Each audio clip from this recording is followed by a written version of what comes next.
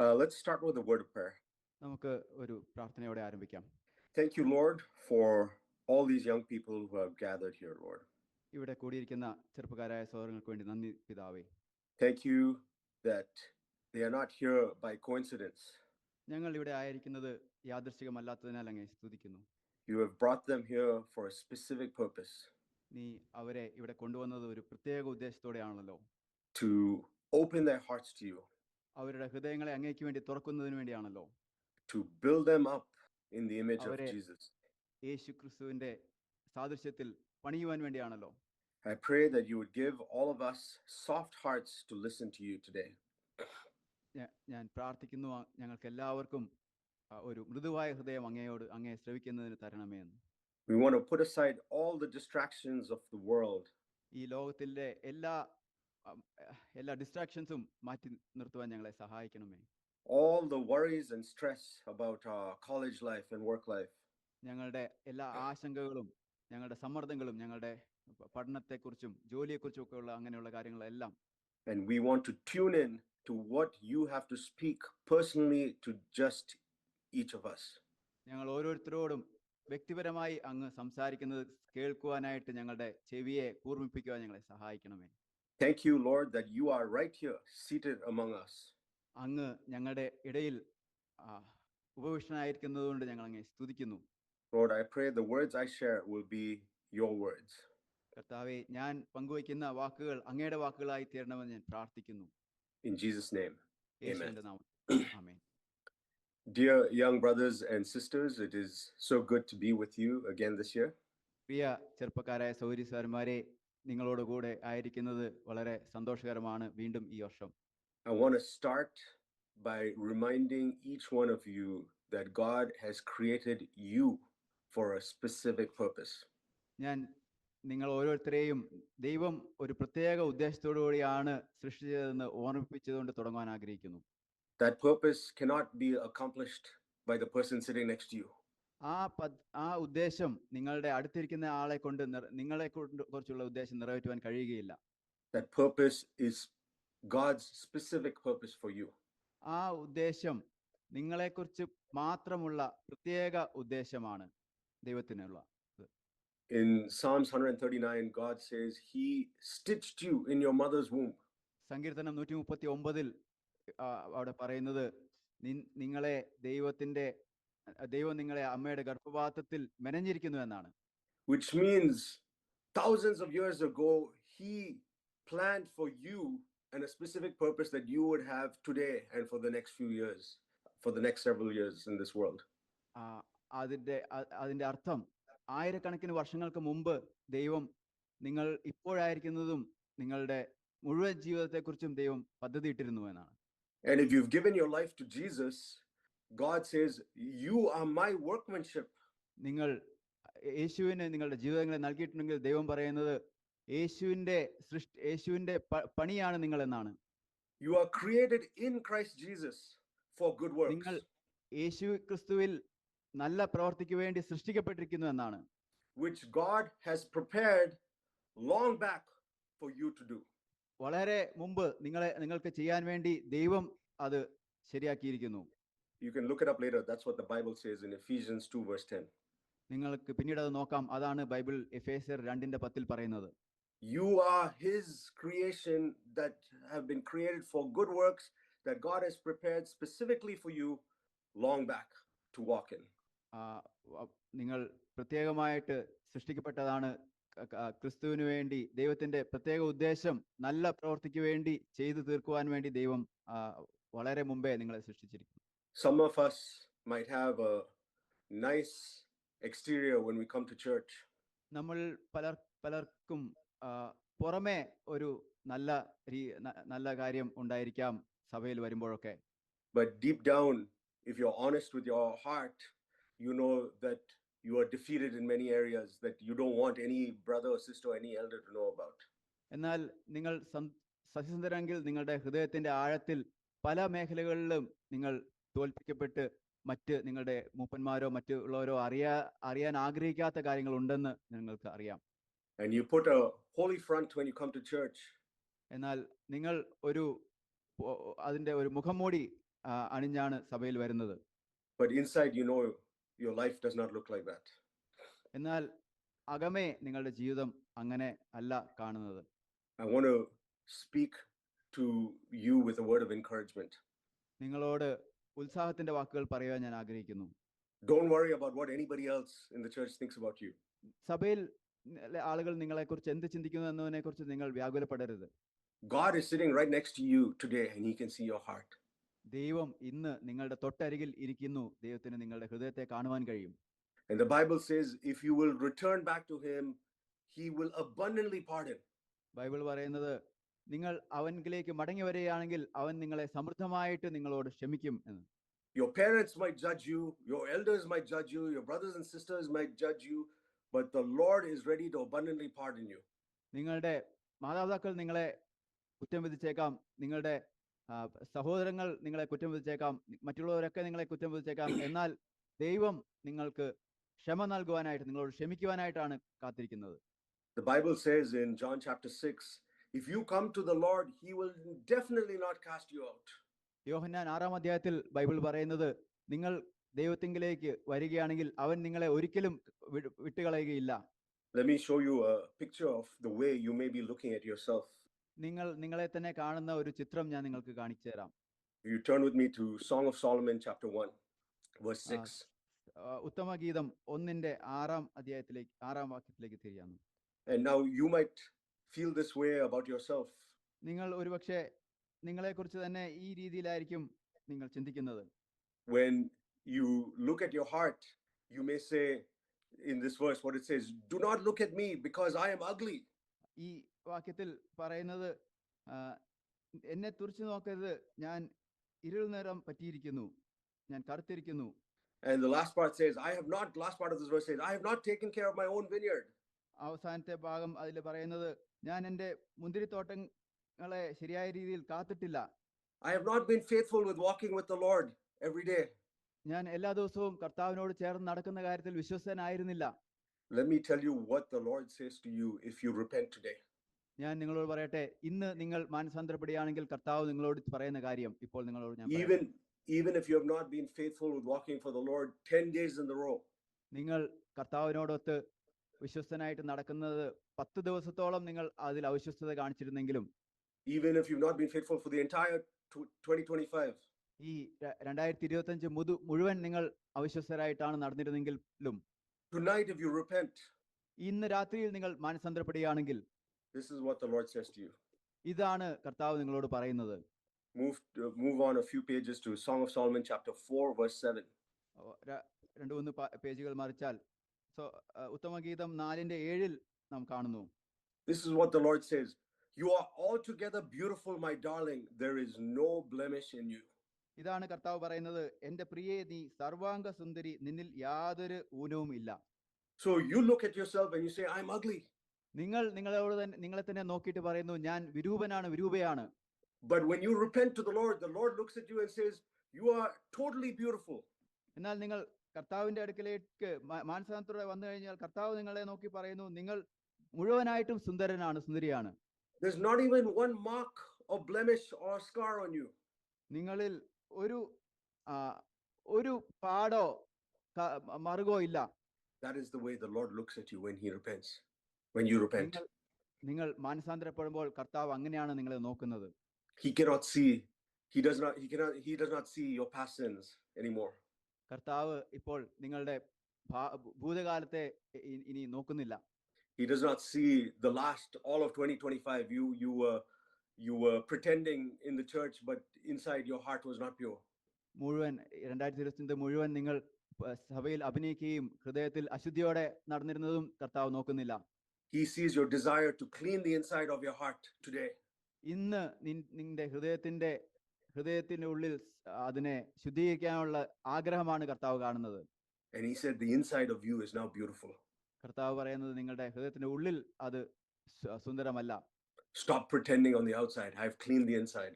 നിങ്ങൾ പുറമേ അഭിനയിക്കുന്നത് നിർത്തി നീ അകമേ ശുദ്ധി ഉണ്ടാവുക. And then 2 verses later in verse 9.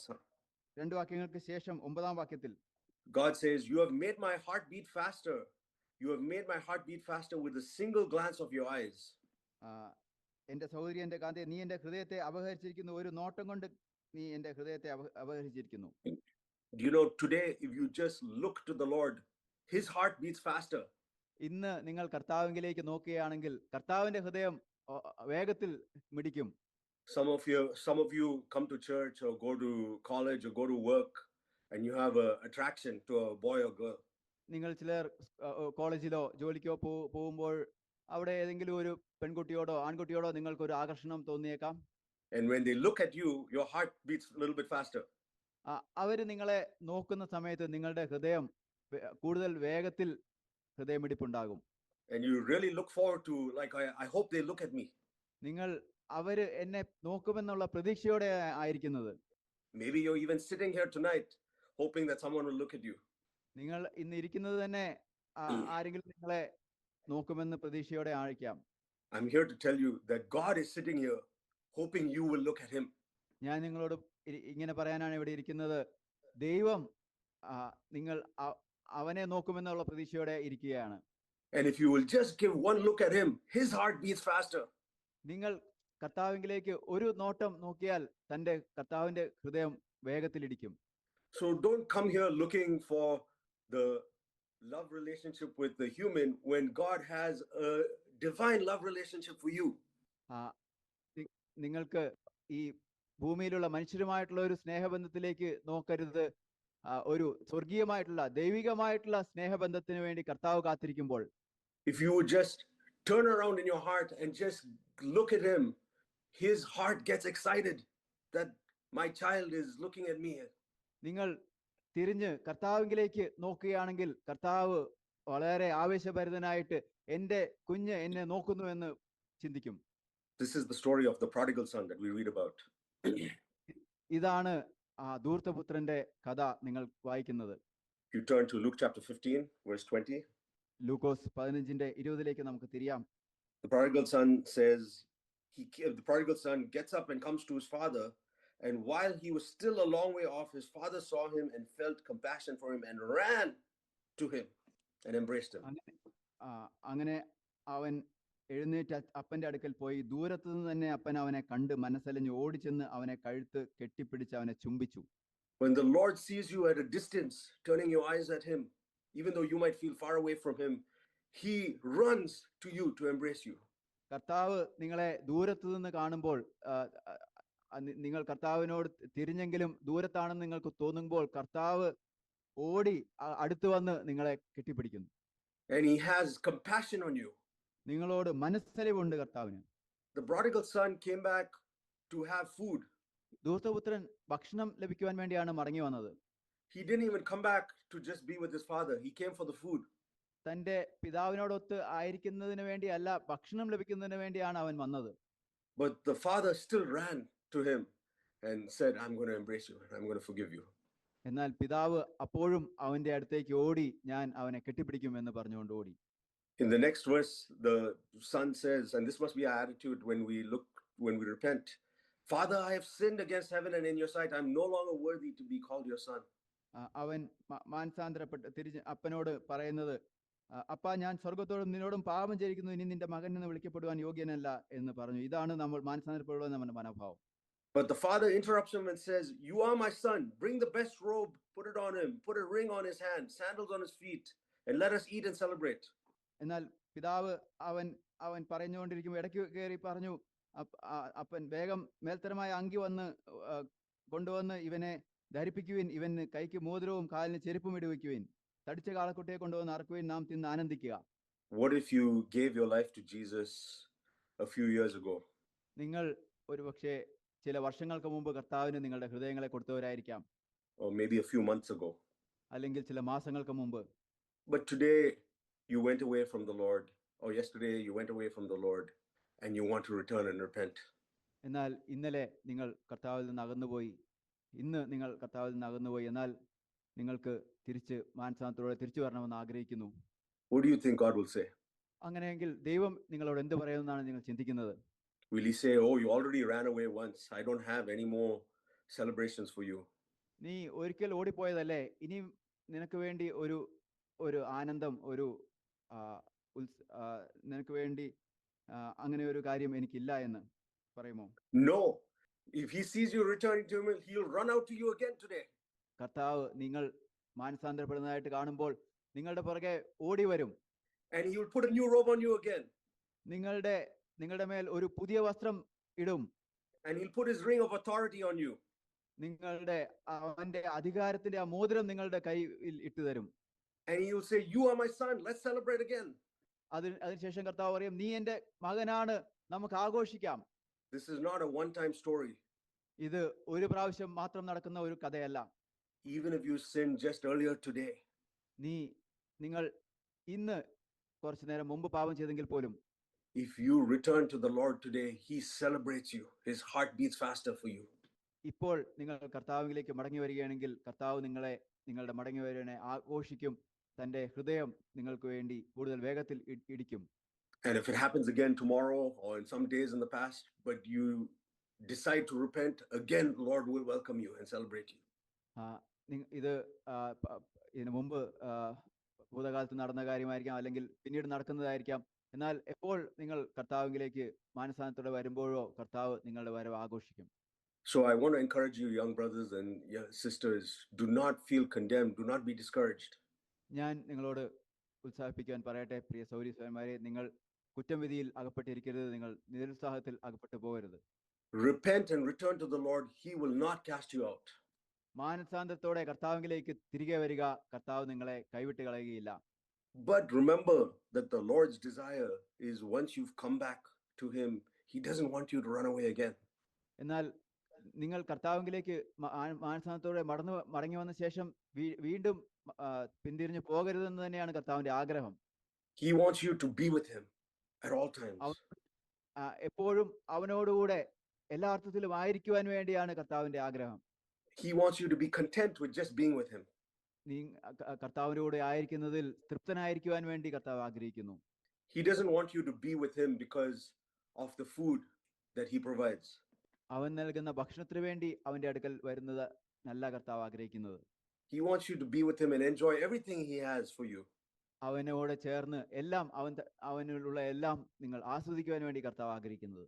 When you first come to God, you might ask God for a good job or a good spouse or things to go well in your life.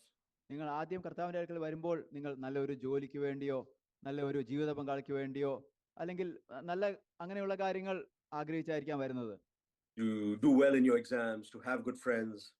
നിങ്ങളുടെ പരീക്ഷയിൽ നല്ലപോലെ നിങ്ങൾക്ക് ചെയ്യണം, നല്ല കൂട്ടുകാരെ വേണം. And you can see this even with a 2 or 3-year-old child. ഈ കാര്യം 2-3 വയസ്സുള്ള കുഞ്ഞിൽ പോലും നമുക്ക് കാണാൻ കഴിയും. When they come to their daddy, they want the toys which are in the daddy's hand. അവരുടെ അപ്പന്റെ അടുക്കൽ വരുമ്പോൾ ആ അപ്പന്റെ കയ്യിലിരിക്കുന്ന കളിപ്പാട്ടങ്ങൾ അവർക്ക് വേണം. And if daddy doesn't give them the toys, they get very upset. അവരുടെ ഡാഡി അവർക്ക് ആ കളിപ്പാട്ടങ്ങൾ നൽകുന്നില്ലെങ്കിൽ അവർക്ക് വിഷമമാകും. And if daddy goes to another room for a few minutes, they get very insecure. അവരുടെ ഡാഡി ചില മിനിറ്റുകളിലേക്ക് മറ്റൊരു മുറിയിൽ പോയാൽ അവർ അരക്ഷിതരായിട്ട് തോന്നും. But the Lord's desire is that we grow up to sons and daughters. എന്നാൽ കർത്താവിന്റെ ആഗ്രഹം നാം പുത്രന്മാരും പുത്രിമാരുമായിട്ട് വളർന്നു വരണമെന്നാണ്. That we are not just interested in what he can provide for us on this earth. കർത്താവിന് നമുക്ക് ഈ ഭൂമിയിൽ നൽകുവാൻ കഴിയുന്ന കാര്യങ്ങളിൽ മാത്രം തൽപരനായിട്ട് ഇരിക്കാതെ, but we are content with being with him at all times. എന്നാൽ കർത്താവിനോടുകൂടെ ആയിരിക്കുന്നതിൽ എപ്പോഴും തൃപ്തരായിരിക്കുന്ന അവസ്ഥയിൽ വരണം. And this is what we see later on in the story of the prodigal son. ഇതാണ് പിന്നീട് ഈ ധൂർത്തപുത്രന്റെ ഭൂമിയിൽ നാം കാണുന്നത്. We know the story about the older brother. In verse 29, the older brother says, "Look, for so many years I have been serving you, and I have never neglected a command of yours. Yet you have never given me a young goat that I might celebrate with my friends." 29-ാം വാക്യത്തിൽ മൂത്ത മകൻ പറയുന്നത് നാം കാണുന്നു. അവനോട്, ഇത്ര കാലമായി ഞാൻ നിന്നെ സേവിക്കുന്നു, നിന്റെ കൽപ്പന ഒരിക്കലും ലംഘിച്ചിട്ടില്ല. എന്നാൽ എന്റെ ചങ്ങാതിമകളുമായി ആനന്ദിക്കേണ്ടതിന് നീ ഒരിക്കലും എനിക്കൊരു ആട്ടിൻകുട്ടിയെ തന്നിട്ടില്ല. Some of you might have repented and come to church, and now church, your life with God has become a set of rules and commands that you need to obey. ഒരുപക്ഷെ നിങ്ങൾ ചില മാനസാന്തരപ്പെടുത്തി കർത്താവിലേക്ക് വന്നവരായിരിക്കാം. എന്നാൽ ഇപ്പോൾ നിങ്ങളുടെ ജീവിതം ചില നിയമങ്ങൾ, ചില ചട്ടങ്ങൾ നിങ്ങൾ പ്രമാണിക്കേണ്ട ഒരു അങ്ങനെയുള്ള കാര്യമായി തീർന്നിരിക്കുന്നു. And you're expecting that God will reward you with something in this earth because of the obedience to those commands and those ഈ rules. കൽപ്പനകളോടും നിയമങ്ങളോടുമുള്ള അനുസരണത്തിന്റെ ഫലമായി ഈ ഭൂമിയിലുള്ള ചില കാര്യങ്ങൾ ദൈവം നൽകുമെന്ന് നിങ്ങൾ പ്രതീക്ഷിക്കുന്നു. You're expecting He'll give you this young goat to celebrate with your friends. നിങ്ങളുടെ ചങ്ങാതികളുമായിട്ട് ആഘോഷിക്കുവാനായിട്ട് ഈ ആട്ടിൻകുട്ടിയെ ദൈവം തരുമെന്ന് പ്രതീക്ഷിക്കുന്നു. But God has something much greater than you, than just to give you a good job or to give you good grades in your exam. എന്നാൽ ദൈവത്തിന് നിങ്ങൾക്ക് നല്ലൊരു ജോലിയോ നിങ്ങളുടെ പരീക്ഷയിൽ നല്ല മാർക്കോ നൽകുന്നതിന് ഉപരിയായി, വളരെ ഉപരിയായിട്ട് വലിയ കാര്യങ്ങളെ തരുവാൻ ആഗ്രഹിക്കുന്നു. The Bible says He has given you everything pertaining to life and godliness. Bible പറയുന്നത് ദൈവഭക്തിക്കും ജീവനും ഉതകുന്ന എല്ലാ കാര്യവും ദൈവം നിങ്ങൾക്ക് നൽകിയിരിക്കുന്നു എന്നാണ്. And He wants you to just be content to be with Him. നിങ്ങളെ കർത്താവിനോട് കൂടെ ആയിരിക്കുന്നതിൽ തൃപ്തനായിരിക്കുന്നതിനാണ് കർത്താവ് ആഗ്രഹിക്കുന്നത്. This is what the Father says to the Son in verse 31. He says, Son, you have always, verse 31, He says, Son, you have always been with me. All that is mine is yours. മകനെ, നീ എപ്പോഴും എന്നോട് കൂടെ ഇരിക്കുന്നുവല്ലോ, എനിക്കുള്ളതെല്ലാം നിന്റേതാകുന്നു. Young brothers and young sisters, be content with just being in the Lord's presence, knowing that He will take care of everything in your life for you to be a son and daughter of His. ചെറുപ്പക്കാരനായിട്ടുള്ള സഹോദര സഹോദരി, നിങ്ങൾ ഈ കാര്യത്തിൽ ദൈവത്തോടു കൂടെ ആയിരിക്കുന്നതിൽ തൃപ്തരായിരിക്കുക. നിങ്ങൾക്ക് ആവശ്യമുള്ള കാര്യം ദൈവം നിങ്ങൾക്ക് വേണ്ടി ഒരുക്കും. If you are trying to follow a set of rules that your parents have put for you or the church has put for you, and that is bringing a burden on you, that will not lead to life. നിങ്ങൾ ഒരു നിയമങ്ങളും ചിട്ടകളും പാലിക്കുവാൻ ശ്രമിക്കുകയാണെങ്കിൽ അത് നിങ്ങളെ ജീവനിലേക്ക് നയിക്കുകയില്ല. If you turn with me to 2 Corinthians chapter 3. നിങ്ങൾക്ക് എൻ്റെ കൂടെ 2 കൊരിന്ത്യർ 3-ാം അധ്യായത്തിലേക്ക് തിരിയാമോ? 2 Corinthians 3 verse 5 says, we are not adequate in ourselves, but our adequacy comes from God. ഞങ്ങളിൽ തന്നെ 2 Corinthians 3 verse 5. ഞങ്ങളിൽ തന്നെ ഞങ്ങൾ പ്രാപ്തരല്ല, ഞങ്ങളുടെ പ്രാപ്തി ദൈവത്തിന്റെ ദാനമത്രേ. 2 കൊരിന്ത്യർ 3:5. And verse 6 says, He has made us adequate servants of a new covenant. 6-ാം വാക്യത്തിൽ പറയുന്നത്, അവൻ ഞങ്ങളെ പുതിയ നിയമത്തിന്റെ ശുശ്രൂഷകന്മാരാക്കുവാൻ പ്രാപ്തരാക്കി. Not of the letter, but of the Spirit. അക്ഷരത്തിന്റെ ശുശ്രൂഷകന്മാരല്ല, ആത്മാവിന്റെ ശുശ്രൂഷകന്മാരത്രേ. For the letter kills, but the Spirit gives life. അക്ഷരം കൊല്ലുന്നു, ആത്മാവോ ജീവിപ്പിക്കുന്നു. If you are looking for a rule book of rules of what you can and cannot do in the church or in your life, it will lead you to death. It will kill you. നിങ്ങളുടെ സഭയിലോ ജീവിതത്തിലോ ഈ നിയമപുസ്തകത്തിലേക്ക് നിങ്ങൾ നോക്കുകയാണെങ്കിൽ, നിങ്ങൾക്ക് എന്തെല്ലാം ചെയ്യാം, എന്തെല്ലാം ചെയ്യാതിരിക്കാം എന്ന് നോക്കുകയാണെങ്കിൽ അത് മരണത്തിലേക്ക് നയിക്കുന്നതാണ്.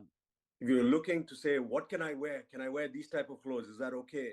Can I watch this type of show on TV? And those are the questions you're asking. It will lead you to death.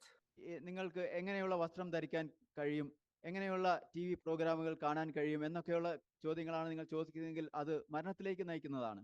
But if you are looking to be filled with the Lord's Holy Spirit and to be with His presence, that will lead you to life. എന്നാൽ നിങ്ങൾ ദൈവത്തിന്റെ പരിശുദ്ധാത്മാവിനാൽ നിറയപ്പെടുവാനും അവന്റെ സന്നിധിയിൽ ആയിരിക്കാനും ആഗ്രഹിക്കുകയാണെങ്കിൽ അത് നിങ്ങളെ ജീവനിലേക്ക് നടത്തും.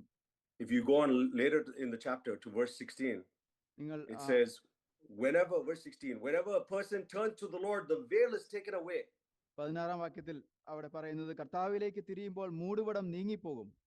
If you turn to the Lord today, He will remove these distractions that are separating you from Him.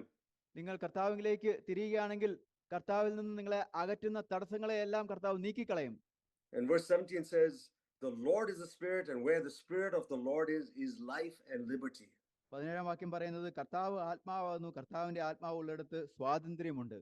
Brothers and sisters, life with our Heavenly Father is not meant to be burdensome. സഹോദരീസഹോദരന്മാരെ, നമ്മുടെ സ്വർഗീയ പിതാവിനോടൊത്തുള്ള ജീവിതം അത് ഭാരമേറിയതല്ല. It's not a set of rules and regulations of what I can and what I can't do. അത് എനിക്ക് എന്ത് ചെയ്യാൻ കഴിയും, എനിക്ക് എന്ത് ചെയ്യാൻ പാടില്ല എന്നതിനെ കുറിച്ചുള്ള ഒരു നിയമത്തിന്റെ കൂട്ടമല്ല. Otherwise, we will become like that older brother which says, I obeyed all of these commands, but you have not given me anything.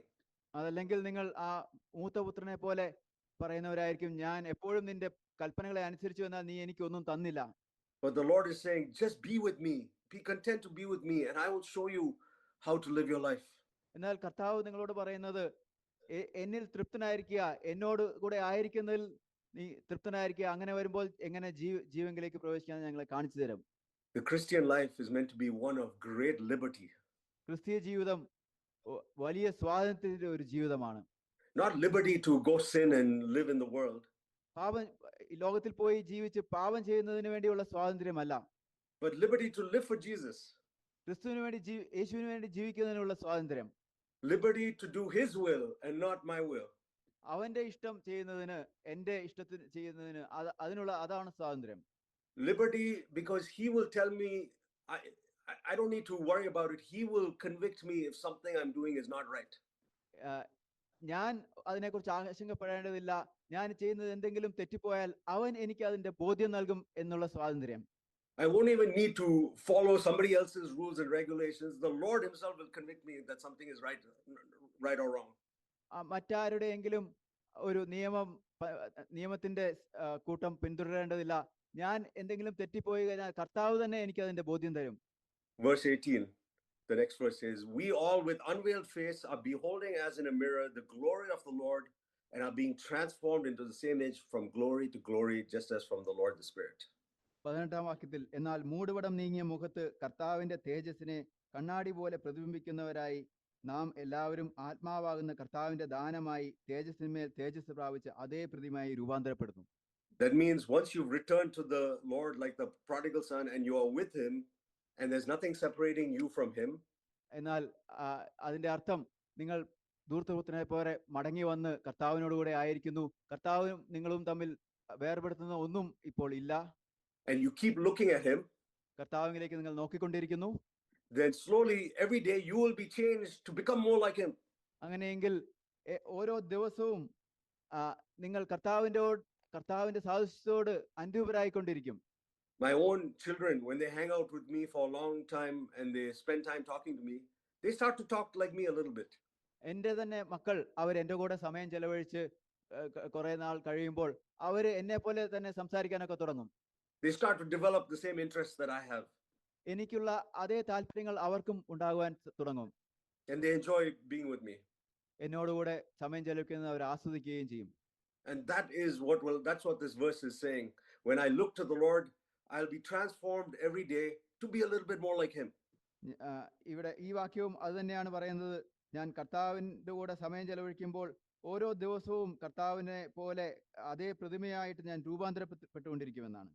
So we started with looking to God and his heart beat faster because we looked at him. നാം തുടങ്ങിയത് നാം കർത്താവിലേക്ക് നോക്കുമ്പോൾ കർത്താവിന്റെ ഹൃദയം കൂടുതൽ വേഗത്തിൽ ഇടിക്കും നാം കർത്താവിൽ നോക്കുന്നതിന്റെ കാരണം. But not just that, as I keep looking at him, I'm starting to become more like him. അത് മാത്രമല്ല, ഞാൻ കർത്താവിനെ നോക്കിക്കൊണ്ടേയിരിക്കുമ്പോൾ ഞാൻ കർത്താവിനോട് സദൃശനായി രൂപാന്തരപ്പെട്ടുകൊണ്ടിരിക്കും. Let's turn to another verse, Romans chapter 12, verse 1 and 2. നമുക്ക് മറ്റൊരു വാക്യത്തിലിരിക്കാം. Romans 12, verse 1 and 2. 12-ന്റെ 1-2 വാക്യങ്ങൾ. Therefore, I urge you, brothers, by the mercies of God, to present your bodies as a living and holy sacrifice to God, which is your spiritual service of worship. സഹോദരന്മാരെ, ഞാൻ ദൈവത്തിന്റെ മനസ്സിലെ ഓർമ്മിപ്പിച്ച് നിങ്ങളെ പ്രബോധിപ്പിക്കുന്നത്, നിങ്ങൾ ബുദ്ധിയുള്ള ആരാധനയായി നിങ്ങളുടെ ശരീരങ്ങളെ ജീവനും വിശുദ്ധിയും ദൈവത്തിന് പ്രസാദമുള്ള യാഗമായി സമർപ്പിക്കുവിൻ. The Lord wants you to give your entire body to him. ദൈവം നിങ്ങളുടെ മുഴു ശരീരവും തനിക്ക് നൽകുവാൻ ആഗ്രഹിക്കുന്നു. And that is what it means to worship God. അതാണ് ദൈവത്തെ ആരാധിക്കുക എന്ന് പറഞ്ഞാൽ അതിന്റെ അർത്ഥം. Not just singing songs or playing music or listening to Christian music. പാട്ട് പാടുന്നതോ അതിന്റെ ഉപകരണങ്ങൾ വായിക്കുന്നതോ ക്രിസ്തീയ പാട്ടുകൾ ആസ്വദിക്കുന്നതോ അല്ല. But true worship is giving your whole body to God. യഥാർത്ഥ ആരാധന നിങ്ങളുടെ മുഴു ശരീരവും ദൈവത്തിന് നൽകുന്നതാണ്. Verse 2 says, do not be conformed to this world, but be transformed by the renewing of your mind, so that you may prove what the will of God is, which is good and acceptable and perfect. രണ്ടാം വാക്യം പറയുന്നത്, ഈ ലോകത്തിന് അനുരൂപമാകാതെ നന്മയും പ്രസാദവും പൂർണ്ണതയുമുള്ള ദൈവഹിതം ഇന്നതെന്ന് തിരിച്ചറിയേണ്ടതിന് മനസ്സ് പുതുക്കി രൂപാന്തരപ്പെടുവിൻ. So as I offer my body to the Lord will tell me, in this area, you are a little bit conformed to the world. ഞാൻ എൻ്റെ ശരീരത്തെ കർത്താവിന് സമർപ്പിക്കുമ്പോൾ കർത്താവ് എന്നോട് പറയും, ഈ മേഖലയിൽ നീ കുറച്ച് ലോകത്തിന് അനുരൂപനായി തീർന്നിട്ടുണ്ട് എന്ന്. In the way you use your phone, you're a little bit conformed to the world. നീ ഫോൺ ഉപയോഗിക്കുന്ന രീതിയിൽ അല്പം ലോകത്തിന് അനുരൂപനായിട്ടുണ്ട്. In the way you talk to your friends, you're conforming to the world. Conforming to the world, brother, or That what it says in verse 2, conforming to the, you are being worldly. The first part of verse 2. ഈ ലോകത്തിന് അനുരൂപരാകാതെ എന്നാണ് ആദ്യത്തെ ഭാഗം പറയുന്നത്. The way the gossip you're listening to, you're starting to be influenced by the world. നിങ്ങൾ കേൾക്കുന്ന അപവാദങ്ങൾ അത് നിങ്ങളെ ഈ ലോകത്തിന് അനുരൂപരാക്കുന്ന, ലോകത്താൽ സ്വാധീനിക്കപ്പെടുവാൻ ഇടയാക്കും. The entertainment you watch on TV, you're being influenced by the world. നിങ്ങൾ ടി വിയിൽ കാണുന്ന ആ വിനോദങ്ങൾ അത് നിങ്ങളെ ലോകത്തിന് അനുരൂപമാക്കുവാൻ ഇടയാക്കും. The clothes you're starting to wear, being influenced by the world. നിങ്ങൾ ധരിക്കുന്ന വസ്ത്രങ്ങൾ അത് ലോകത്താൽ സ്വാധീനിക്കപ്പെട്ടതായിരിക്കാം. But the Lord is saying, every day if you look at me, I will transform you through the renewing of your mind to conform to me. എന്നാൽ കർത്താവ് പറയുന്നത്, നിങ്ങൾ എന്നെ എല്ലാ ദിവസവും നോക്കുകയാണെങ്കിൽ നിങ്ങളുടെ മനസ്സ് പുതുക്കി എന്നോട് അനുരൂപരാകുവാൻ നിങ്ങളെ രൂപാന്തരപ്പെടുത്തുമെന്നാണ്. And that is the life of liberty. അതാണ് സ്വാതന്ത്ര്യത്തിന്റെ ജീവിതം. I choose. I don't need to follow somebody else's rules. I choose to fix my eyes on Jesus and obey his command to give up these things which are of the world, because I want to be more like him. ഞാൻ മറ്റു ആരുടെയും നിയമം പാലിക്കുകയല്ല, ഞാൻ തിരഞ്ഞെടുക്കുന്ന കർത്താവിന്റെ ഇഷ്ടം ചെയ്യുവാനായിട്ട് ഞാൻ തിരഞ്ഞെടുക്കുന്നു. അങ്ങനെ ഞാൻ കർത്താവിനോട് അനുരൂപരായിത്തീരും. And the last part of this verse says that if I do this, I will prove his will. ഈ വാക്യത്തിന്റെ അവസാന ഭാഗം പറയുന്നത്, ഞാൻ ഇത് ചെയ്യുന്നെങ്കിൽ കർത്താവിന്റെ ഇഷ്ടം ഞാൻ നിറവേറ്റുമെന്നാണ്. Some of you may be wondering, which college should I be going to, or who should I marry, or what job should I take? നിങ്ങൾ ചിലർ ഈ കാര്യത്തിൽ കുറിച്ച് ചിന്തിക്കുകയായിരിക്കാം, എന്ത് ജോലിയാണ് ഞാൻ ചെയ്യേണ്ടത്, എന്ത് പഠിക്കാനാണ് ഞാൻ പോകേണ്ടത്, ആരെയാണ് ഞാൻ വിവാഹം കഴിക്കേണ്ടതെന്നൊക്കെ. What is God's will for me? എന്താണ് ദൈവത്തിന്റെ എന്നെ കുറിച്ചുള്ള ഹിതമെന്ന്. Brother and sister, if you stop conforming to the world and you offer up your body to the Lord and let him renew your mind, God will prove his will for you. സഹോദര സഹോദരി, നിങ്ങൾ ഈ ലോകത്തിന് അനുരൂപരാകുന്നത് നിർത്തി നിങ്ങളുടെ കർത്താവിലേക്ക് തിരിഞ്ഞ് കർത്താവിന് അനുരൂപരാകുന്നതിന് വേണ്ടി നിങ്ങളുടെ ശരീരങ്ങളെ കർത്താവിന് സമർപ്പിക്കുമെങ്കിൽ തന്റെ ഹിതം നിങ്ങൾക്ക് അവൻ തെളിയിച്ചു തരും. You just take care of offering your body wholeheartedly to him, and he will confirm what his will is for you in various other situations. നിങ്ങളുടെ ശരീരങ്ങളെ കർത്താവിന് നൽകിക്കൊണ്ട് നിങ്ങൾ കർത്താവിന് സമർപ്പിക്കുന്നുവെങ്കിൽ കർത്താവ് ഈ സാഹചര്യങ്ങളിലൊക്കെ തന്റെ ഹിതം നിങ്ങൾക്ക് തെളിയിച്ചു തരും. Why do you think Jesus came to the world? Can you repeat? Why do you think Jesus came down from heaven to the earth? യേശു ഈ സ്വർഗത്തിൽ നിന്നും ഭൂമിയിലേക്ക് വന്നത് എന്തിനാണെന്നാണ് നിങ്ങൾ ചിന്തിക്കുന്നത്? Many of us will say, to die for my sins. നിങ്ങൾ പലരും പറഞ്ഞേക്കാം, എന്റെ പാപങ്ങൾക്ക് വേണ്ടി മരിക്കുന്നതിനാണ്, so I can go to heaven. ഞാൻ സ്വർഗത്തിൽ പോകേണ്ടതിന്. Some of us in our church know that he came to earth to save me from my sins. നമ്മൾ സഭയിലുള്ള പലരും നമുക്ക് അറിയാം, കർത്താവ് നമ്മുടെ പാപങ്ങളിൽ നിന്ന് നമ്മളെ രക്ഷിക്കുന്നതിന് വേണ്ടിയാണ് വന്നതെന്ന്. Let me show you another reason why Jesus came to the earth that has been very powerful for me. എന്നെ സംബന്ധിച്ചും വളരെ ശക്തമായിട്ടുള്ള മറ്റൊരു കാരണം യേശു ഈ ഭൂമിയിൽ വന്നതിനെ കുറിച്ചുള്ളത് ഞങ്ങൾ കാണിക്കട്ടെ. Matthew 1:23. Mathai 1:23. It says, the virgin shall be with child and shall bear a son, and they shall call his name Emmanuel, which translated means God with us. Mathai 1:23. കന്യക ഗർഭിണിയായ ഒരു മകനെ പ്രസവിക്കും, അവന് നാം ദൈവം നമ്മോട് കൂടെ എന്നർത്ഥമുള്ള ഇമ്മാനുവൽ എന്ന് പേര് വിളിക്കും. So the real purpose Jesus came to earth was not just to forgive my sins, but for God to be with me at all times. യേശു ഈ ഭൂമിയിൽ വന്നതിന്റെ യഥാർത്ഥ ലക്ഷ്യം എൻ്റെ പാപങ്ങൾ മോചിക്കുക എന്നത് മാത്രമല്ല, ദൈവം എപ്പോഴും എൻ്റെ കൂടെ ഇരിക്കുക എന്നുള്ളതിന് വേണ്ടിയാണ് ആയിരിക്കുന്നത്. So when we pray, Lord Jesus, please come into my heart, we are asking God to live in our hearts all the time. കർത്താവ് യേശുവെ എൻ്റെ ഹൃദയത്തിലേക്ക് വരണമേ എന്ന് നിങ്ങൾ പ്രാർത്ഥിക്കുമ്പോൾ കർത്താവിനെ നിങ്ങളുടെ ഹൃദയത്തിൽ എപ്പോഴും വസിക്കുവാനാണ് നിങ്ങൾ ക്ഷണിക്കുന്നത്. The Bible says our body is the temple of the Holy Spirit. Bible പറയുന്നത് നമ്മുടെ ശരീരം പരിശുദ്ധാത്മാവിന്റെ ആലയമാണെന്നാണ്. So that's where Jesus wants to come and have his church, his temple, and his residence is in my heart. അവിടെയാണ് യേശു വരാൻ ആഗ്രഹിക്കുന്നത്. അവന്റെ സഭ, അവന്റെ വീട്, അത് എൻ്റെ ഹൃദയമായിരിക്കണം. Now that sounds like a nice thing, but it's actually a very uncomfortable thing. അത് കേൾക്കുമ്പോൾ നല്ല ഒരു കാര്യമായിട്ട് തോന്നും, എന്നാൽ അത് അല്പം അസ്വസ്ഥതയുള്ള കാര്യമാണ്. Because if Jesus is living in my heart, in my house, which is my body, it means that he can open any room in my house. അതിന്റെ അർത്ഥം യേശു എൻ്റെ ഹൃദയത്തിൽ തൻ്റെ വീട് ഭവനമായ എൻ്റെ ഹൃദയത്തിൽ വസിക്കുകയാണെങ്കിൽ അതിലെ എല്ലാ മുറികൾക്കും കർത്താവിന് തുറക്കുവാൻ കഴിയും. So I want to challenge you, young brothers and sisters. Is Jesus a guest in your house, or is he living permanently in your house? ഞാൻ നിങ്ങളെ വെല്ലുവിളിക്കുന്നു സഹോദരിമാരെ, യേശു നിങ്ങളുടെ വീട്ടിൽ ഒരു അതിഥിയാണോ അതോ കർത്താവ് എപ്പോഴും നിങ്ങളുടെ ഹൃദയത്തിൽ ജീവിക്കുന്നുവോ? Can he open the fridge freely and take what's there? കർത്താവിന് സ്വതന്ത്രമായിട്ട് നിങ്ങളുടെ ഫ്രിഡ്ജ് തുറന്ന് അതിൻ്റെ ഉള്ളത് എടുക്കാൻ കഴിയുമോ? Can he open any bedroom door which you've locked and see what's in there? നിങ്ങളുടെ ബെഡ്റൂമിലുള്ള കതക് തുറന്ന് അതിനുള്ളിൽ എന്താണെന്നുള്ളത് കർത്താവിന് നോക്കാൻ കഴിയുമോ? Can he open the wardrobe and the closet and see what's in there? നിങ്ങളുടെ അലമാരകളൊക്കെ തുറന്ന് അതിൽ എന്തൊക്കെയാണ് ഉള്ളതെന്ന് കർത്താവിന് നോക്കാൻ കഴിയുമോ?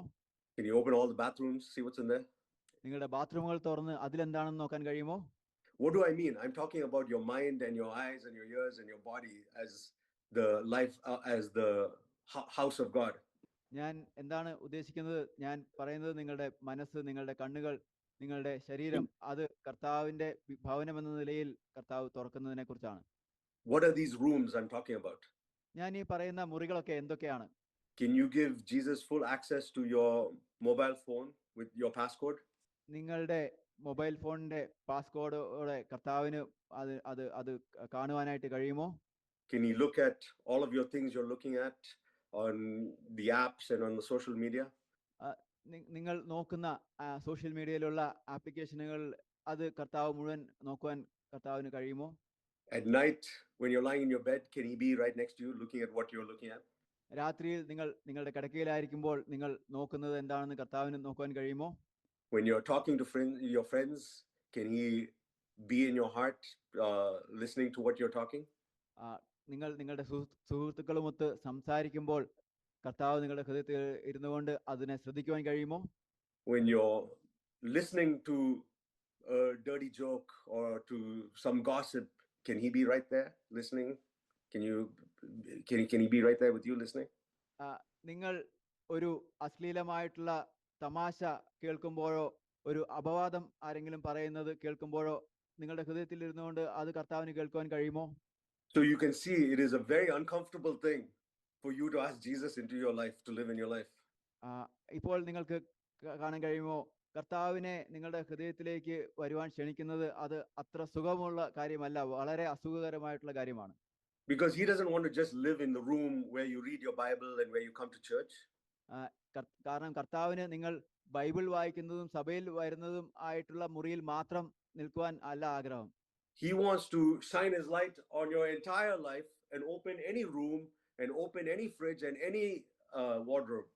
നിങ്ങളുടെ വീട് മുഴുവൻ വെളിച്ചമായിട്ട് പ്രകാശിക്കുകയും നിങ്ങളുടെ എല്ലാ മുറികളും ഫ്രിഡ്ജും നിങ്ങളുടെ അലമാരകളും എല്ലാം തുറക്കുവാനായിട്ടാണ് കർത്താവ് ആഗ്രഹിക്കുന്നത്. If you turn to Ephesians chapter 5 verse 13 and 14. എഫേസ്യ ലേഖനം 5:13-14 നോക്കുകയാണെങ്കിൽ this is what God wants to do when he shines his light on every room of our life. ഇതാണ് നിങ്ങളുടെ ജീവിതത്തിന്റെ എല്ലാ മുറികളിലും വെളിച്ചം പ്രകാശിപ്പിക്കുവാൻ കർത്താവ് ആഗ്രഹിക്കുമ്പോൾ ഉദ്ദേശിക്കുന്നത്. Ephesians 5:13 says all things become visible when they are exposed by the light, for everything that becomes visible is light. വെളിച്ചത്താൽ ബോധം വരുന്നതെല്ലാം വെളിച്ചം പോലെ തെളിവല്ലോ. For this reason I say, awake sleeper, arise from the dead and Christ will shine on you.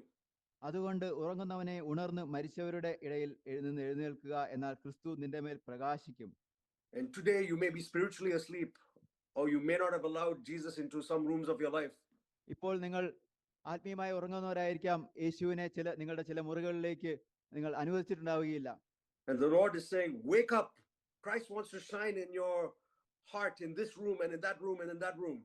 കർത്താവ് നിങ്ങളോട് പറയുന്നത്, ഉണർന്നെഴുന്നേൽക്കുക. കർത്താവ് ക്രിസ്തുവിന് നിങ്ങളുടെ ഈ മുറിയിലും ആ മുറിയിലുമൊക്കെ പ്രകാശിക്കുവാൻ ആഗ്രഹിക്കുന്നുണ്ട്.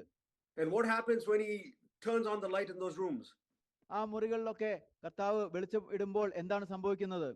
He'll see the mess that you didn't clean up over here in this part, something that's exposed that you didn't clean up, something that's dirty over there.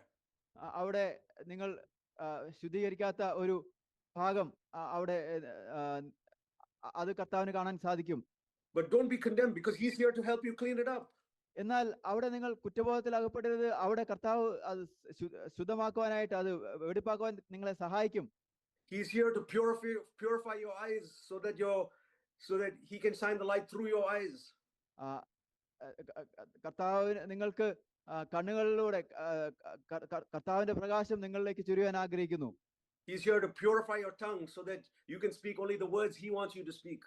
നിങ്ങളുടെ നാവിനെയും ശുദ്ധീകരിക്കുവാൻ കർത്താവ് ആഗ്രഹിക്കുന്ന കാര്യങ്ങൾ മാത്രം സംസാരിക്കേണ്ടത്. നിങ്ങൾ നാവിനെയും ശുദ്ധീകരിക്കാൻ കർത്താവ് ആഗ്രഹിക്കുന്നു.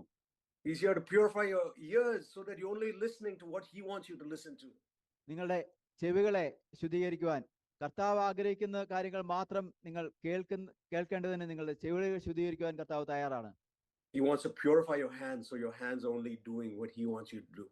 നമ്മുടെ കൈകളെ ശുദ്ധീകരിക്കുവാൻ ദൈവം കർത്താവ് ആഗ്രഹിക്കുന്ന കാര്യങ്ങൾ മാത്രം ചെയ്യത്തക്കതായിട്ട് നമ്മുടെ കൈകളെ ശുദ്ധീകരിക്കുവാനും കർത്താവ് തയ്യാറാണ്.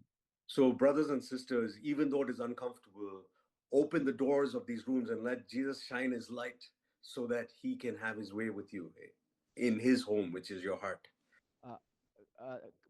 സൗരന്മാരെ, അത് അസ്വസ്ഥപ്പെടുത്തുന്നതാണെങ്കിലും ഈ മുറികളൊക്കെ കർത്താവിന് വേണ്ടി തുറന്നിരി കൊടുക്കുക. അങ്ങനെ കർത്താവ് നിങ്ങളുടെ ഹൃദയത്തിൽ വഴിയുണ്ടാകുകയും നിങ്ങളുടെ അവിടെ പ്രകാശിപ്പിക്കുകയും ചെയ്യേണ്ടതിന്. Some of you might be worried.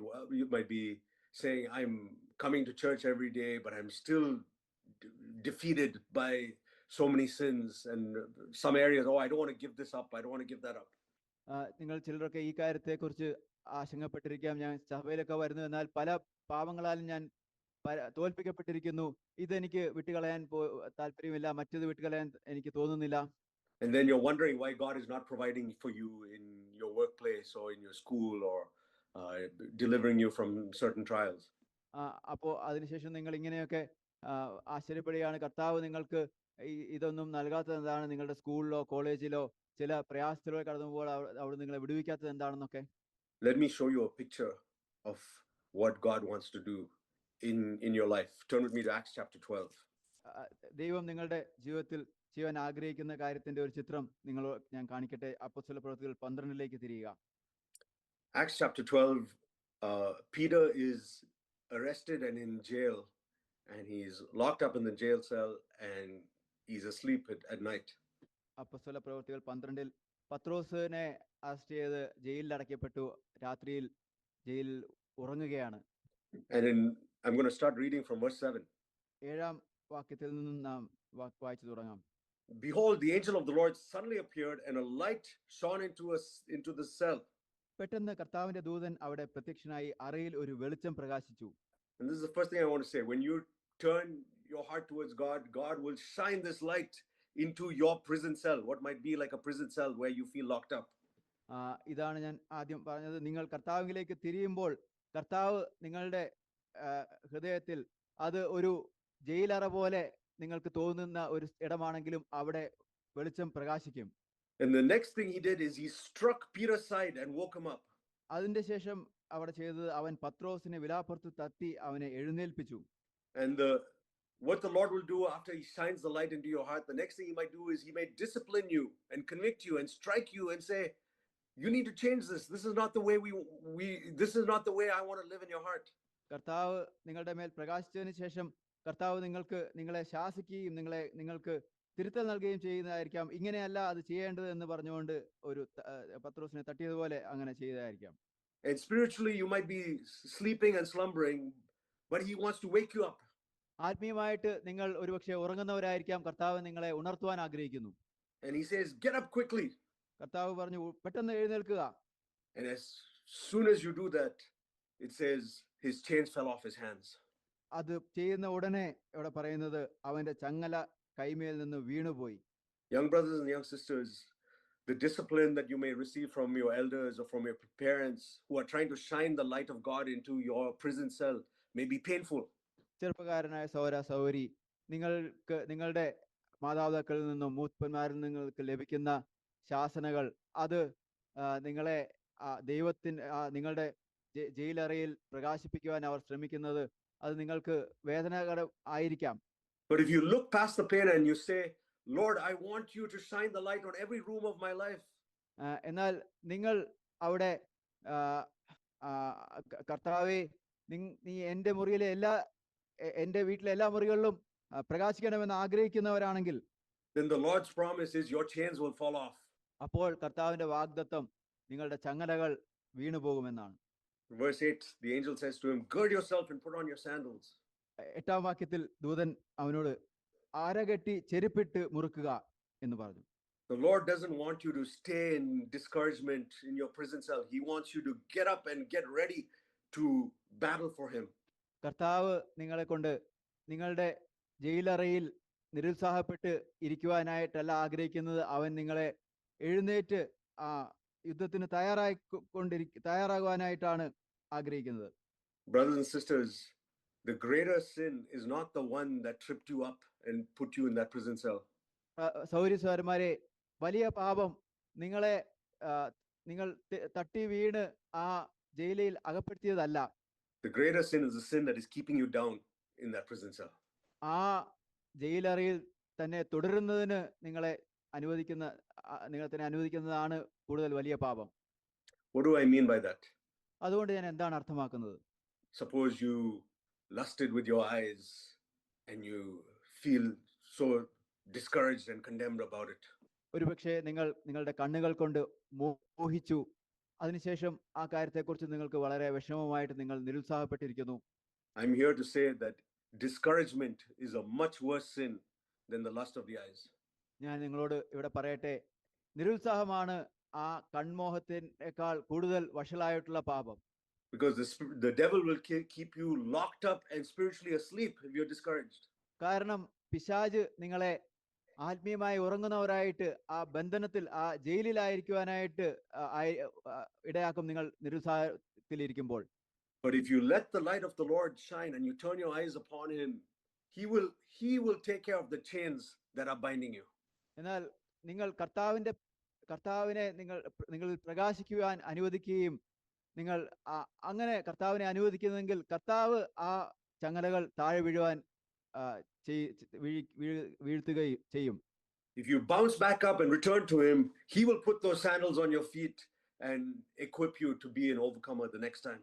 നിങ്ങൾ ചാടി എഴുന്നേറ്റ് കർത്താവിലേക്ക് പോവുകയാണെങ്കിൽ അവൻ നിങ്ങളെ ചെരുപ്പിടിച്ച് അടുത്ത പ്രാവശ്യം നിൽക്കുവാനായിട്ട് ഇടയാക്കും.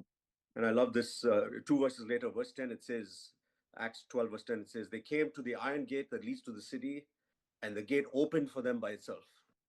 അപ്പോസ്തലപ്രവൃത്തി 12:10 അവിടെ പറയുന്നത്, അവർ ഒന്നാം കാലും രണ്ടാമത്തേതും കടന്ന് പട്ടണത്തിൽ ചെല്ലുന്ന ഇരുമ്പുവാതിൽക്കലെത്തി അത് അവർക്ക് സ്വതവേ തുറന്നു.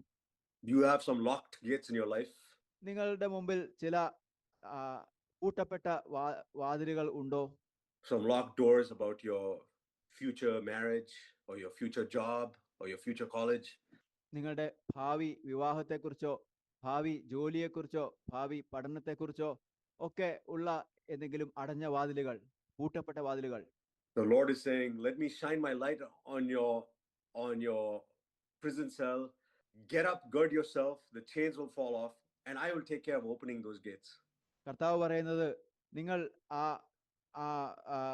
ജയിലറയിൽ പ്രകാശം വരുവാൻ അനുവദിക്കുക. നിങ്ങൾ എഴുന്നേൽക്കുമ്പോൾ ഞാൻ നിങ്ങളെ ചെരുപ്പിടിച്ച് പുറത്തു കൊണ്ടുവരും, നിങ്ങളുടെ ചങ്ങല താഴെ വീഴുമാറാക്കും. അത് മാത്രമല്ല ആ വാതിലുകൾ താനെ തുറക്കുവാൻ, പൂട്ടപ്പെട്ട വാതിലുകൾ താനെ തുറക്കുവാനും ഇടയാക്കും. It is totally foolish for me to worry about the locked gate when there are chains that are holding me in the darkness in my prison cell. ഞാൻ എൻ്റെ ജയിലറയിൽ ചങ്ങലകളാൽ ബന്ധിക്കപ്പെട്ട് ഇരുളിൽ ആയിരിക്കുന്ന സമയത്ത് അവിടെ പുറത്ത് പൂട്ടപ്പെട്ട വാതിലുകളെ കുറിച്ച് ആശങ്കപ്പെടുന്നത് വളരെ മടയത്തരമാണ്. But once the Lord's light shines and the chains fall off and I get up and run and follow him, then I can trust him that he will automatically open the gates. നാം കർത്താവിനെ പ്രകാശം നമ്മിലേക്ക് വരുവാൻ അനുവദിക്കുകയും ചങ്ങലകൾ പൊട്ടി നാം എഴുന്നേറ്റ് പുറത്തു വരികയും ചെയ്യുന്ന സമയത്ത് കർത്താവ് ആ പൂട്ടപ്പെട്ട വാതിലുകൾ തുറക്കുമെന്ന് കർത്താവിൽ നാം വിശ്വസിക്കാൻ കഴിയും. Let me share some verses in closing about what the Lord calls a righteous person. ഞാൻ ചില വാക്യങ്ങൾ അവസാനമായിട്ട് പറയട്ടെ. കർത്താവ് നീതിമാനായ ഒരു വ്യക്തിയെ വിളിക്കുന്ന കാര്യം. The first verse is, let me ask you, how would you define righteous? ഞാൻ ആദ്യം നിങ്ങളോട് ചോദിക്കട്ടെ, നിങ്ങൾ ഒരു നീതിമാനെ എങ്ങനെ നിർവചിക്കും? Somebody who's walked with God for 10 years without sinning? ആരെങ്കിലും കർത്താവിനോടൊത്ത് പാപം ചെയ്യാതെ 10 വർഷം അവരാണോ? Let me show you how God defines righteous. കർത്താവ് നീതിമാനെ നിർവചിക്കുന്നത് ഞാൻ നിങ്ങളെ കാണിക്കാം. I'm going to show you 3 verses that define righteous. നീതിമാനെ നിർവചിക്കുന്ന 3 വാക്യങ്ങളെ ഞാൻ കാണിക്കാം. And you can write this down so that they're an encouragement for you all your life. നിങ്ങളുടെ ജീവിതം മുഴുവൻ നിങ്ങൾക്ക് ഉത്സാഹമായിരിക്കേണ്ടതിന് നിങ്ങൾ ഇത് എഴുതി വെക്കാം. First one is Proverbs 24 verse 16. ഒന്നാമത്തേത് സദൃശവാക്യങ്ങൾ 24:16. The righteous man falls 7 times and rises again. നീതിമാൻ 7 പ്രാവശ്യം വീണാലും എഴുന്നേൽക്കും. So how is righteous defined over here? നീതിമാനെ ഇവിടെ നിർവചിച്ചിരിക്കുന്നത് എങ്ങനെയാണ്? Not somebody who is without sin for 10 years. പാപം 10 വർഷമായിട്ട് പാപം ചെയ്യാത്ത ഒരുവനാണോ നീതിമാൻ? The righteous man is defined by when he falls, he will bounce back up. നീതിമാനെ നിർവചിച്ചിരിക്കുന്നത് ഇങ്ങനെയാണ്, അവൻ എഴുന്നേറ്റാലും അവൻ ചാടി എഴുന്നേൽക്കും. It's not that he runs and he never falls. It's not that he runs and he never falls. അവൻ ഓടുമ്പോൾ ഒരിക്കലും വീഴുകയില്ല എന്നുള്ളതല്ല. It's not that he falls just one time. അവൻ ഒരിക്കൽ മാത്രം വീഴുന്നവനാണെന്നല്ല. He may fall 7 times, but every time he falls, he bounces back up. അവൻ 7 പ്രാവശ്യം വീണേക്കാം, എന്നാൽ ഓരോ പ്രാവശ്യവും വീഴുമ്പോഴും അവൻ ചാടി എഴുന്നേൽക്കും. And the Lord calls that man righteous. ആ വ്യക്തിയെയാണ് കർത്താവ് നീതിമാൻ എന്ന് പറഞ്ഞിരിക്കുന്നത്. So like the prodigal son, if you find yourself that you've run away so many times, even at 7 times or 70 times 7, and you run back to the Lord, he calls you righteous. ആ ധൂർത്തപുത്രനെ പോലെ നിങ്ങൾ ഓടിപ്പോകുന്നവരാണ്, കർത്താവിന് വേണ്ടി ഓടിപ്പോകുന്നവരാണ്. അത് 7 പ്രാവശ്യമോ 70 പ്രാവശ്യമോ ആണെങ്കിലും തിരിച്ച് കർത്താവിലേക്ക് മടങ്ങി വരികയാണെങ്കിൽ അവൻ നിങ്ങളെ കുറിച്ച് പറയുന്നത് നീതിമാൻ എന്നാണ്. Okay, second verse is Psalms 34 verse 17. രണ്ടാമത്തേത് 34-ാം സങ്കീർത്തനത്തിന്റെ 17-ാം വാക്യം. Here's another definition of the righteous person. ഇവിടെ നീതിമാന്റെ മറ്റൊരു നിർവചനം കാണുന്നു. It says the righteous cry and the Lord hears and delivers them out of their troubles. നീതിമാൻ നിലവിളിച്ചു, യഹോവ കേട്ടു, സകല കഷ്ടങ്ങളിൽ നിന്നും അവരെ വിടുവിച്ചു. So is the righteous person one who can live life without sinning on their own? അവരാൽ തന്നെ പാപം ചെയ്യാതെ ജീവിക്കാൻ കഴിയുന്നവരാണോ നീതിമാൻ? No, the Lord is saying the righteous person is the one who cries out to me every day for help. ഇല്ല, കർത്താവ് പറയുന്നത് നീതിമാൻ എല്ലാ ദിവസവും എന്നോട് എങ്കിലേക്ക് നോക്കി സഹായത്തിന് വേണ്ടി നിലവിളിക്കുന്നവനാണ്. Young brothers and young sisters, we must change our definition of what we call a righteous spiritual person. ചെറുപ്പക്കാരായ സഹോദരി, നിങ്ങൾക്ക് നീതിമാൻ എന്ന ഒരു വ്യക്തിയുടെ നിർവചനം അത് നമ്മൾ മാറ്റണം. If you have sinned but you bounce back up, the Lord says you are as righteous as the elder brother in your church. നിങ്ങൾ പാപം ചെയ്തെങ്കിലും ഉടനെ തന്നെ ചാടി എഴുന്നേൽക്കുകയാണെങ്കിൽ കർത്താവ് പറയുന്നു, നിങ്ങളുടെ സഭയിലെ മൂപ്പന്റെ പോലെ നിങ്ങളും നീതിമാനാണ്. If you turn back to God today, the Lord looks at you as righteous as brother Zach. നിങ്ങൾ കർത്താവിലേക്ക് ഇന്ന് മടങ്ങി വരികയാണെങ്കിൽ കർത്താവ് നിങ്ങളെ നോക്കിയിട്ട് പറയുന്നു, നിങ്ങൾ brother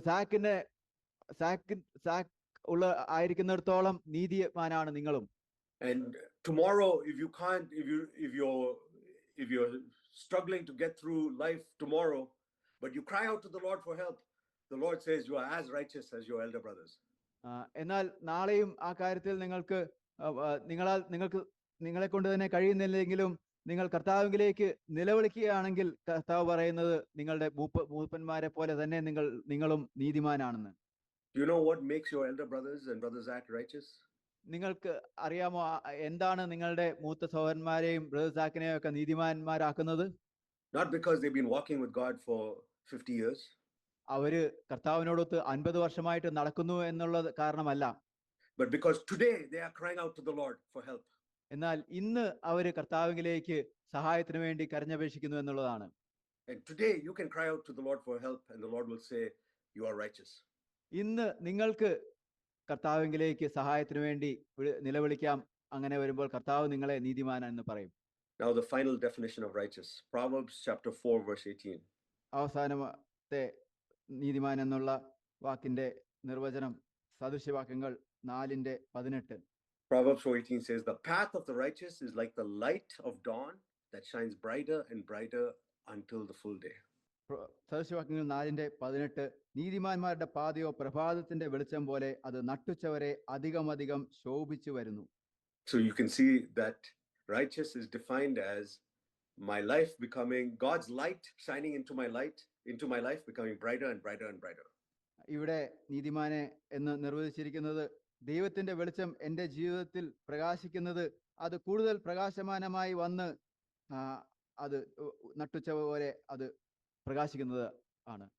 If I open those locked doors of my room and I say, Lord, shine your light into this room and help these chains fall off my hands, the Lord is going to call you more righteous.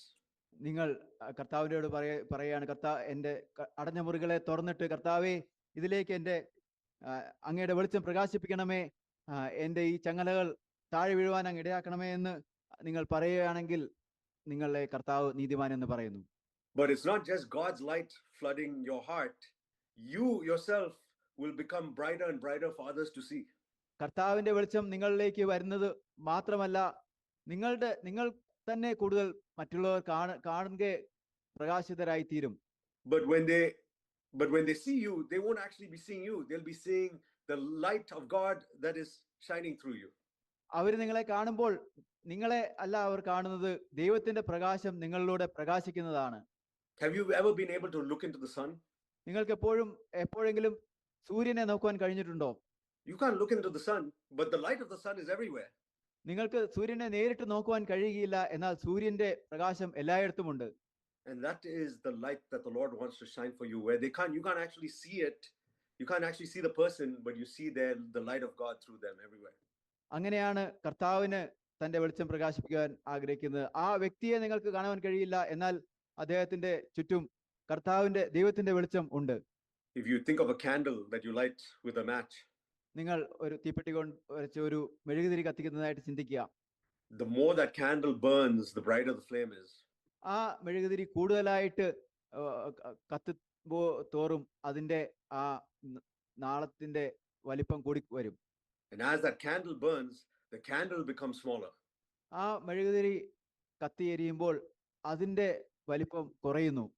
And that must be the testimony of our lives as we walk with God. നാം കർത്താവിനോടൊത്ത് നടക്കുമ്പോൾ അതായിരിക്കണം നമ്മുടെ സാക്ഷ്യം. Is that our names and our lives and our interests are becoming smaller and smaller and smaller. അവിടെ നമ്മുടെ പേരും നമ്മുടെ താല്പര്യങ്ങളും ചെറുതായി വരണം. The Lord is burning up all of these things that are conforming to the world. ഈ ലോകത്തോട് അനുരൂപരായി തീർന്നിരിക്കുന്ന നമ്മുടെ കാര്യങ്ങളെല്ലാം കർത്താവ് കത്തിച്ചു കളഞ്ഞുകൊണ്ടിരിക്കുകയാണ്. But through that he's making me a bright light of Jesus Christ for everybody to see. അതിലൂടെ കർത്താവ് മറ്റുള്ളവർക്കെല്ലാം യേശുക്രിസ്തുവിന്റെ ഒരു വെളിച്ചം മറ്റുള്ളവർ കാണേണ്ടതിന് കർത്താവ് ഒരു വെളിച്ചമാക്കി തീർക്കുകയാണ്. Young brothers and young sisters, if you let the light of God shine into every area of your life, it will be an exciting life of liberty. ചെറുപ്പക്കാരായ സഹോദരിമാരെ, നിങ്ങൾ കർത്താവിന്റെ പ്രകാശം നിങ്ങളുടെ ജീവിതത്തിന്റെ എല്ലാ മേഖലകളിലും പ്രകാശിക്കുവാൻ അനുവദിച്ചാൽ അത് വളരെ ആവേശഭരിതമായിട്ടുള്ള സ്വാതന്ത്ര്യത്തിന്റെ ഒരു ജീവിതമാണ്.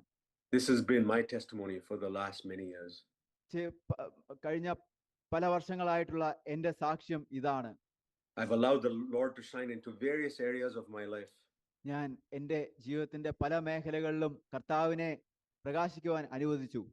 And the things of this world have become strangely dim because of the light of God that's shining. കർത്താവിന്റെ പ്രകാശം പ്രകാശിക്കുന്നത് കൊണ്ട് ഈ ലോകത്തിലെ പല കാര്യങ്ങളും ആശ്ചര്യകരമായിട്ടുള്ള വിചിത്രകരമായിട്ടുള്ള രീതിയിൽ അത് മങ്ങിപ്പോയിരിക്കുന്നു.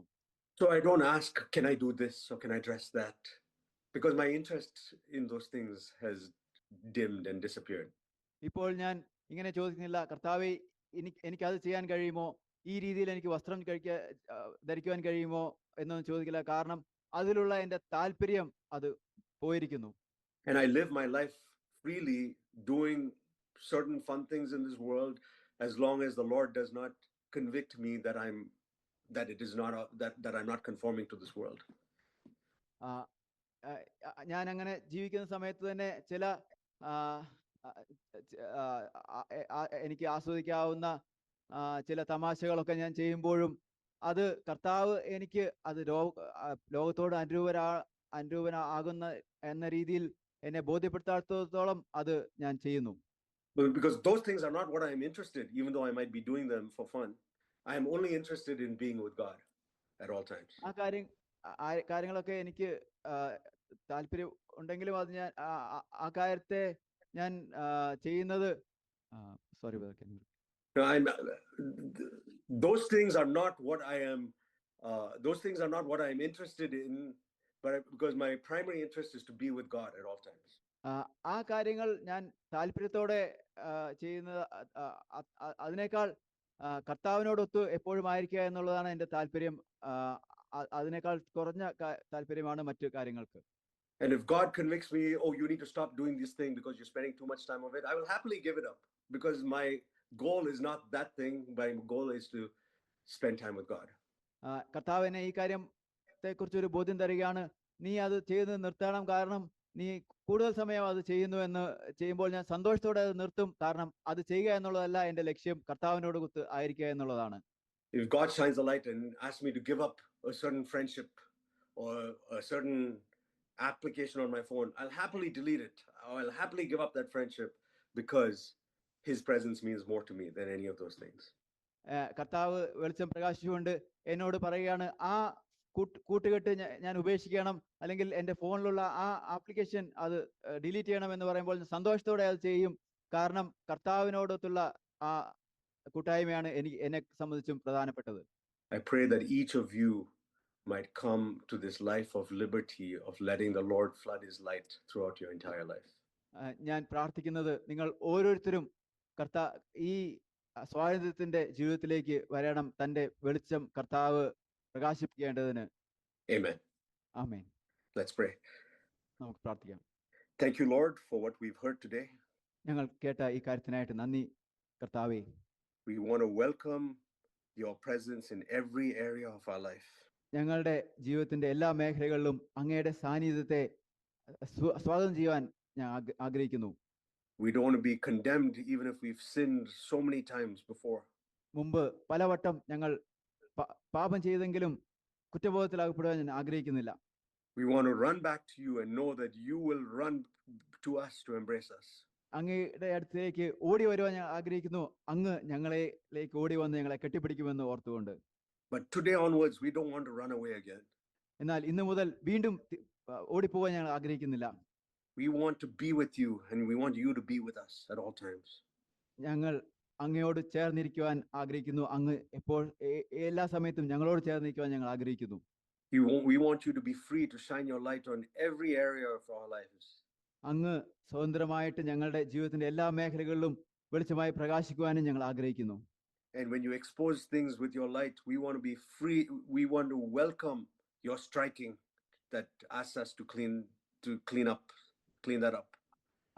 അങ്ങ് ഞങ്ങളെ അടിക്കുമ്പോൾ ഞങ്ങളുടെ ജീവിതത്തിലെ അശുദ്ധി കളയുവാനായിട്ട് ഞങ്ങളോട് പറയുമ്പോൾ ഞങ്ങൾ അത് ചെയ്യുവാനായിട്ട് അതിനെ സ്വീകരിക്കുവാനായിട്ട് ഞങ്ങളെ സഹായിക്കണമേ. Because we know that you will cause our chains to fall off and you will open the gates for us. കാരണം ഞങ്ങൾക്കറിയാം അങ്ങ് ഞങ്ങളുടെ ചങ്ങലകൾ താഴെ വീഴുമാറാക്കുകയും ഞങ്ങളുടെ വാതിലുകൾ തുറക്കുമാറാക്കുകയും ചെയ്യുമെന്ന്. Lord, help us to cry out for you every single day. കർത്താവെ, ഓരോ ദിവസവും അങ്ങയെ നോക്കി നിലവിളിക്കുവാൻ ഞങ്ങളെ സഹായിക്കണമേ. And may it be the testimony of our life that our light is brighter and brighter every single day. ഞങ്ങളുടെ വെളിച്ചം ഓരോ ദിവസവും കൂടുതൽ കൂടുതൽ പ്രകാശിതമാണെന്നുള്ളത് ആയിരിക്കട്ടെ ഞങ്ങളുടെ സാക്ഷ്യം. Lead us into this life of liberty and victory. ഈ സ്വാതന്ത്ര്യത്തിന്റെയും ജയത്തിന്റെയും ജീവിതത്തിലേക്ക് ഞങ്ങളെ നയിക്കണമേ. In Jesus' name, amen. യേശുവിന്റെ നാമത്തിൽ ആമേൻ.